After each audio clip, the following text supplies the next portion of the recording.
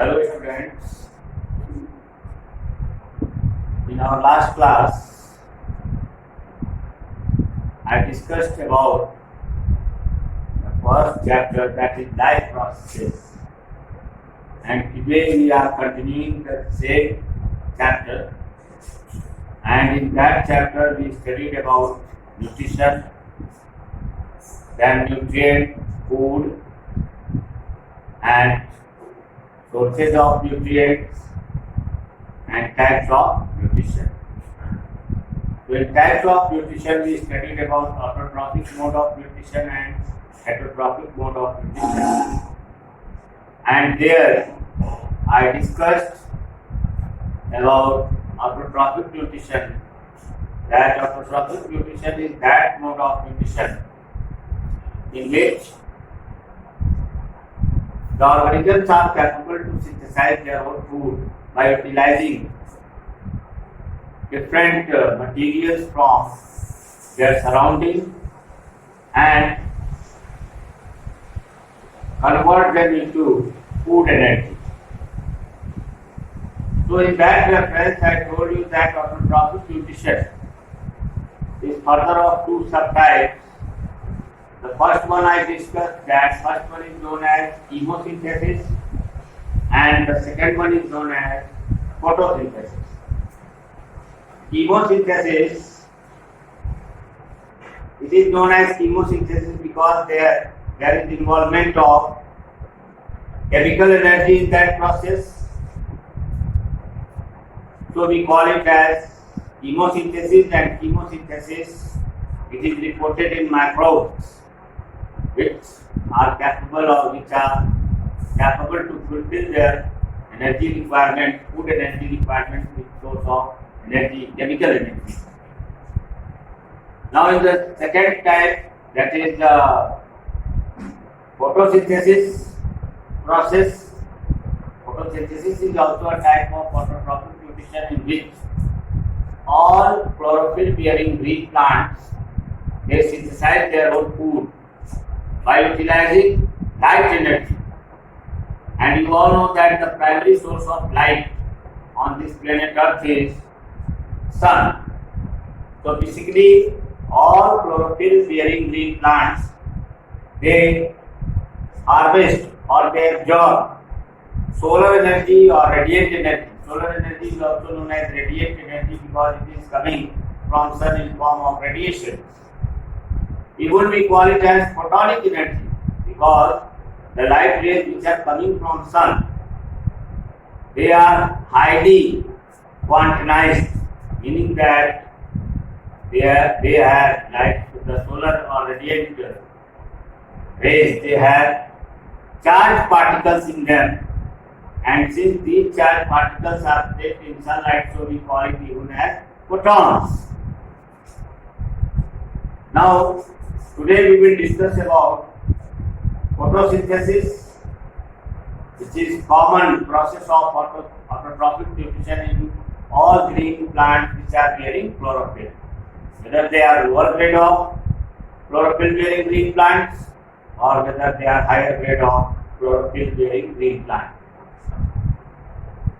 Photosynthesis process, again I am reminding you that you have studied or you have heard this term in lower classes, and there you have studied that photosynthesis is a biological process in which chlorophyll bearing green plants synthesize their own food by utilizing sunlight, carbon dioxide, water and in presence of chlorophyll. That process is known as photosynthesis. So here in the process of photosynthesis, what happens? Solar energy or radiant energy or photonic energy, that is converted into chemical energy. This is a type of, this biochemical reaction is a type of transformation of energy. That one type of energy is converted into another type.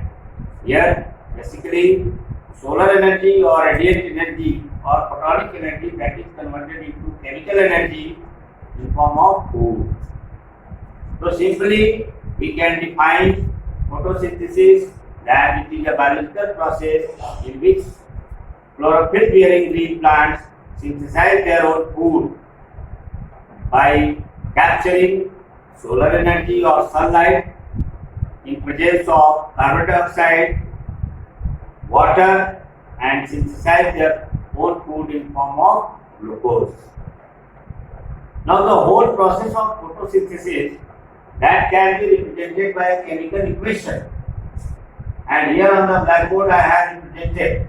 On this whiteboard I have given you the chemical equation for photosynthesis. That the whole mechanism of photosynthesis can be represented in form of the chemical equation, and that chemical equation I have written that 6 molecules of carbon dioxide, 12 molecules of water, and in presence of sunlight as well as chlorophyll, in chlorophyll bearing green plant they synthesize a chemical food that is known as glucose. This chemical formula for glucose is C6H12O6. As well as during process of photosynthesis, life-giving gas, that is oxygen, it is also evolved with formation of few amount of water molecules. Now, here this is chemical equation for the whole process of photosynthesis. In some textbook, the chemical equation of photosynthesis might have been given here 6H2O, but as per modern concept, it is considered that there are 12 molecules of water which are involved during the process of photosynthesis. The next point here that since photosynthesis process is a biochemical process in which the chlorophyll bearing green plant they synthesize their own food, and it is a biochemical process, biochemical reaction, and for any process different raw materials are required. You have experienced in your daily life that in order to cook food you require different types of materials. Whatever food items you are preparing at home in your kitchen, suppose you are making vegetables, so you buy vegetable from market, you use oil, you use fuel, you use spices, you use onion and so many other items you mix, and then only you prepare the food which you want. So in the same way, for the process of photosynthesis, certain raw materials are required, which are known as raw materials for photosynthesis. And for the process of photosynthesis, 4 important raw materials are required. And these 4 important raw materials for photosynthesis are: the first one is light, that is basically sunlight. Second requirement for or second raw material for process of photosynthesis, that is carbon dioxide. The third one is chlorophyll, and the fourth one is water. Now here light, the first raw material for the process of photosynthesis, that is light. So basically the primary source of light on this planet Earth, that is sun, but experimentally it is also proved that the process of or the mechanism of photosynthesis can take place in any source of, in presence of any source of light. Not only sunlight, but other light sources also can be used to carry out the process of photosynthesis, like torchlight, electric bulb, sodium lamp, and sunlight that is available everywhere. So not only sunlight can be utilized for the process of photosynthesis, but experimentally it is proved that even we can use certain other sources of light, even candle light. Photosynthesis process can also occur in presence of candle light. candle light, torch light, LED bulbs, like that. So light is the basic raw material for the process of photosynthesis, because the light rays, they contain charged particles, and these charged particles, they are known as photons. So even we call it as photonic energy. Now the sunlight or the rays which are coming from sun, they contain different type of rays, and the rays coming from sun, they travel in form of waves. In 9th class, you have studied about sound chapter, and in sound chapter you have studied about waves, and two types of waves you have studied, that is longitudinal waves and transverse waves. And you have studied about characteristics of waves also. That wave, they are produced due to vibratory motions or oscillatory motion. And waves, the primary characteristic of wave is that the wave has time period, wave has amplitude, wave has wavelength. So here we will discuss about the characteristic feature of the wave, especially wavelength. So the light rays which are coming from sun, they travel in form of electromagnetic waves. Electromagnetic wave means when they travel, they create a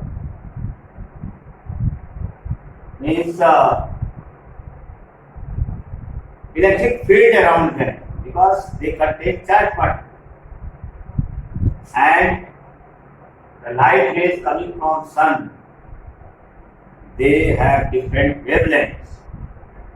So the light rays which are coming from sun, they are classified into three categories. Not three categories but two categories.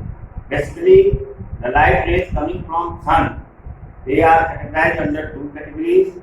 The first category is visible light rays and invisible light rays. Visible light rays of sun, they are that light rays which we can see or we can observe. So the light rays which are observable by us, they are called visible light rays. And the light rays which cannot be seen by us, they are called invisible rays. So generally, the light rays coming from sun, and they are coming in form of wave, so their wavelength ranges between 0 to 1400 nanometer. Nanometer is the unit of measurement. Means it is smaller than meter. So the light rays which are coming from sun, its wavelength ranges between 0 to 1400 nanometer. Now the light rays having a wavelength range between 0 to 250 or 0 to 300 nanometer, that is the range, average range, they are considered as invisible rays. And the light rays having a wavelength between 750 nanometer to 1400 nanometer, they are also considered as invisible rays.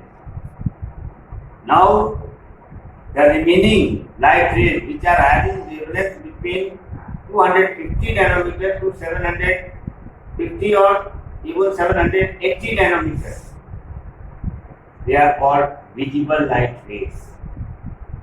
Once again, visible light rays have an average wavelength range between 250 to 780 nanometer, which is known as visible light ray, or even we call it as white light. And you know that white light, it is made up of band of 7 colors, and these band of 7 colors, that is known as spectrum, which is present in form of vibgyor. Vibgyor word you have heard, and this vibgyor, that is violet, indigo, blue, green, yellow, orange and red. So these are certain characteristic features of the light rays coming from sun. And green plants, they utilize only visible light rays for the process of photosynthesis. Visible light rays or white light, which is present in form of band of 7 color, which we call it as vibgyor.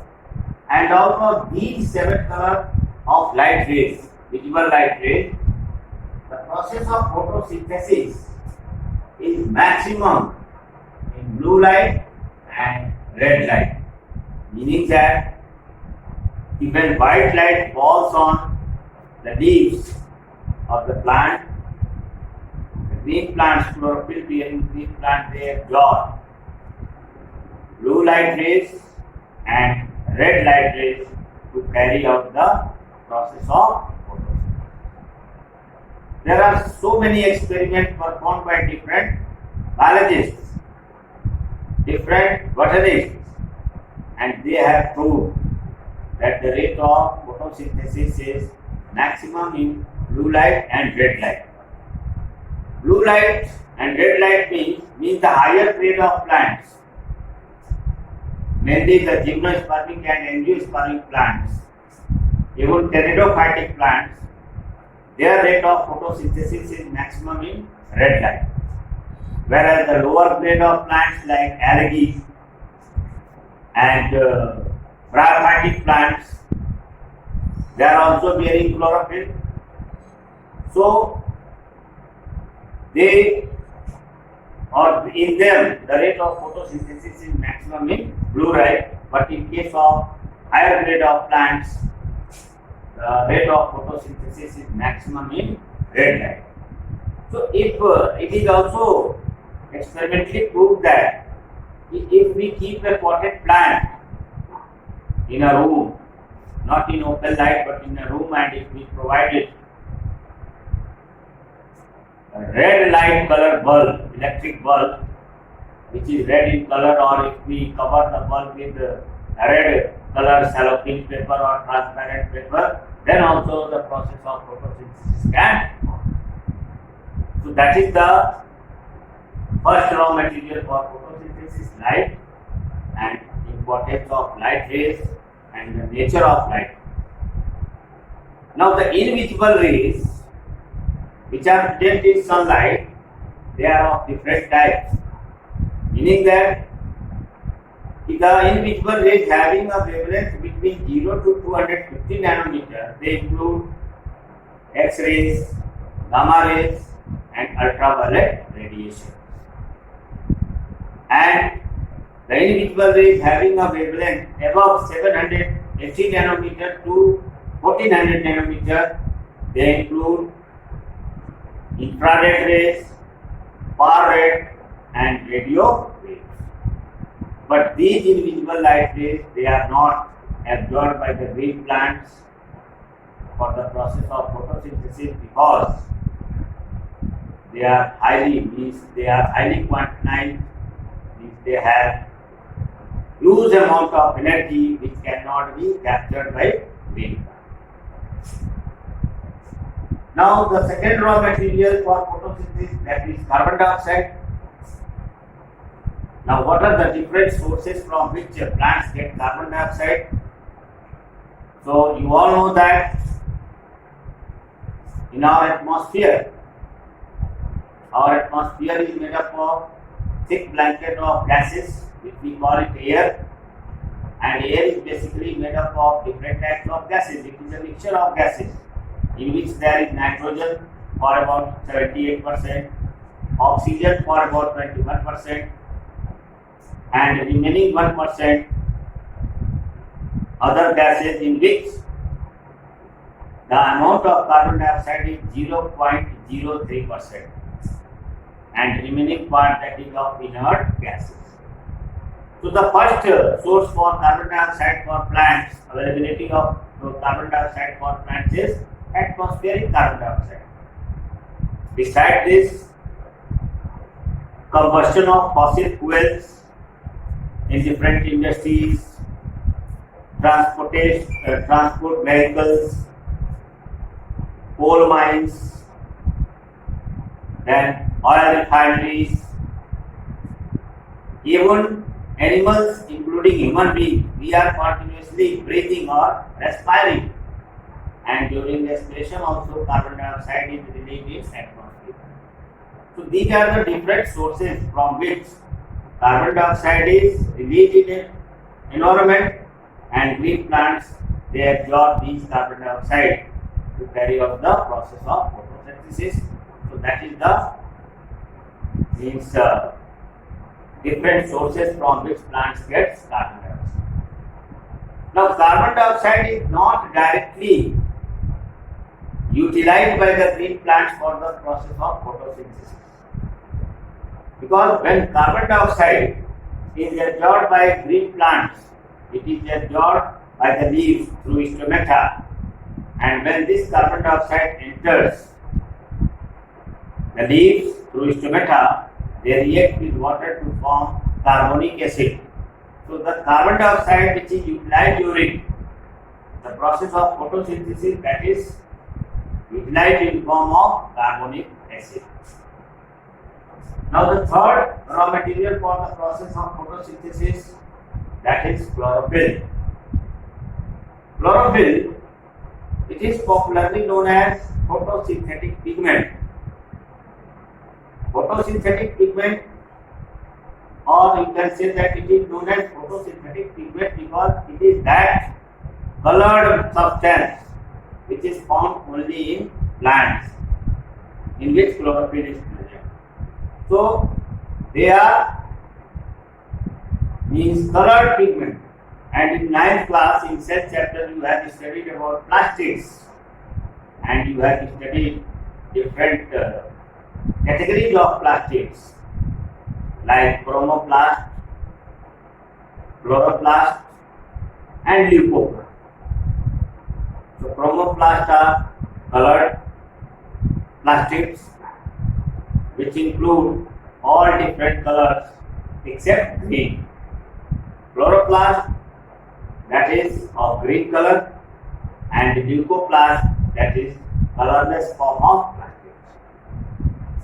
So basically chlorophyll is green color pigment, and it is known as photosynthetic pigment because this chlorophyll molecule is capable to capture the radiant energy of solar energy. No other chemical substance in the plant body is capable to capture solar energy or radiant energy or light energy. It is only captured or harvested by chlorophyll molecule. Now chlorophyll molecule, it is chemically made up of two main parts. Chemical composition of chlorophyll, it is basically made up of two main chemical compounds. The first chemical compound which forms the chlorophyll molecule, that is a porphyrin ring. Porphyrin ring. Here we see chlorophyll, so one ring that is known as porphyrin ring. Porphyrin ring made up of nitrogen, and second part of chlorophyll molecule is phytol A. Phytol A means it is plant alcoholic compound.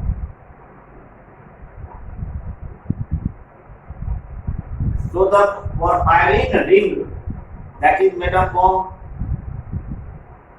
nitrogen located at 4 different corners, and the central core of porphyrin ring that is occupied by magnesium ion, and it has a long tail which is known as hydroid tail, which is alcoholic compound present in plants.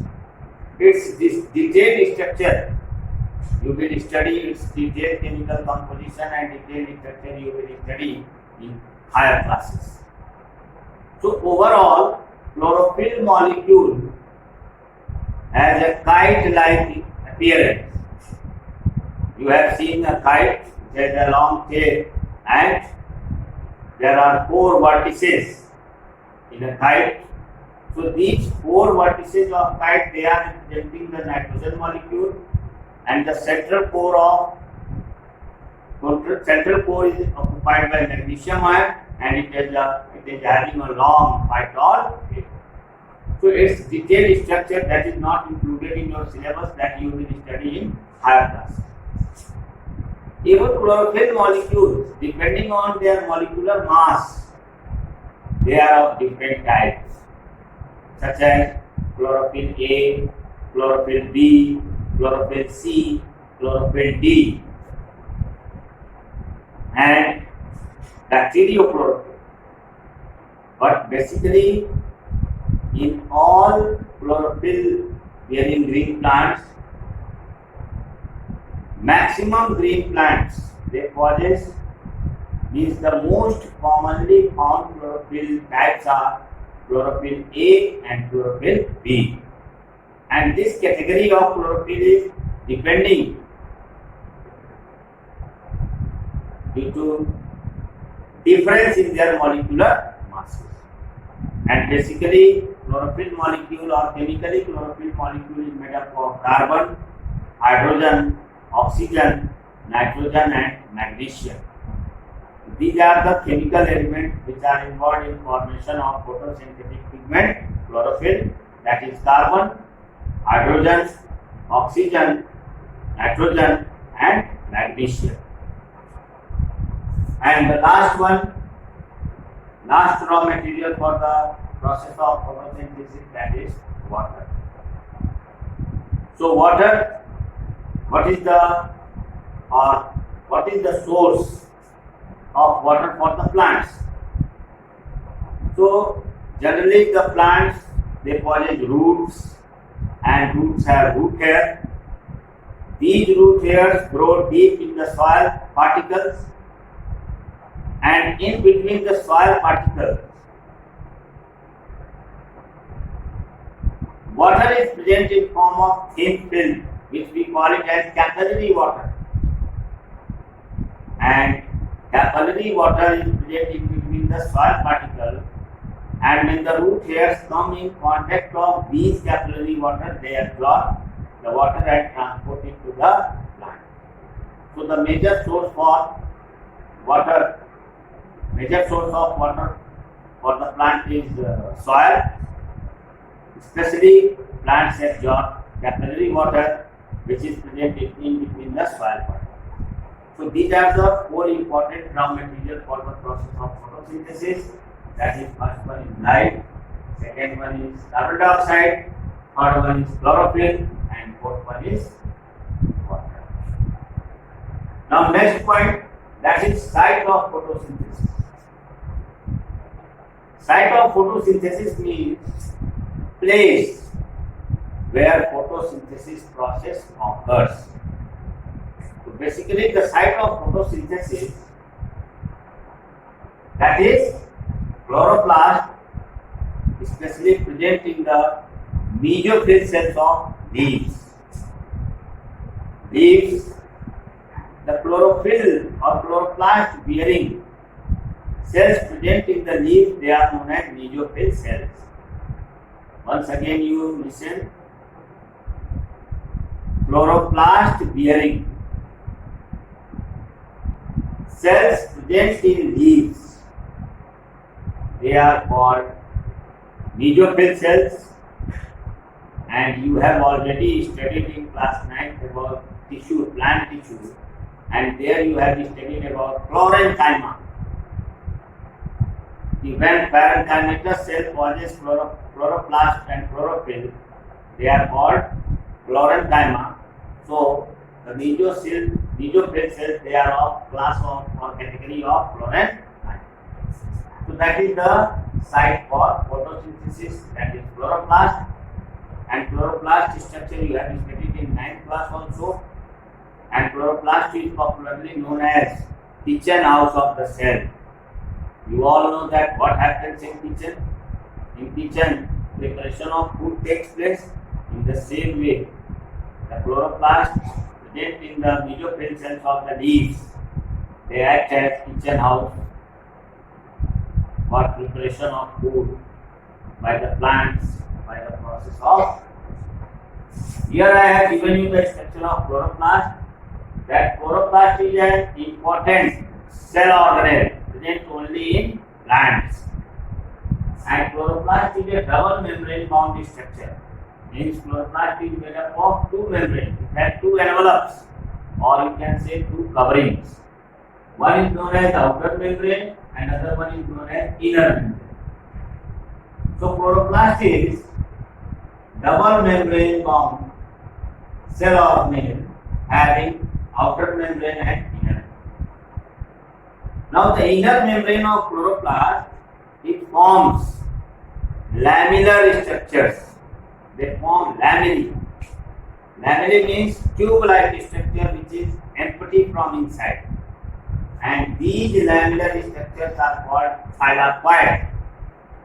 So here I have shown you 1, 2, 3, 4. Each one of the lamellar structure is known as thylakoid. I have shown you here thylakoid. And these thylakoid, they arrange themselves one above the other, just like a set of coins. And these set of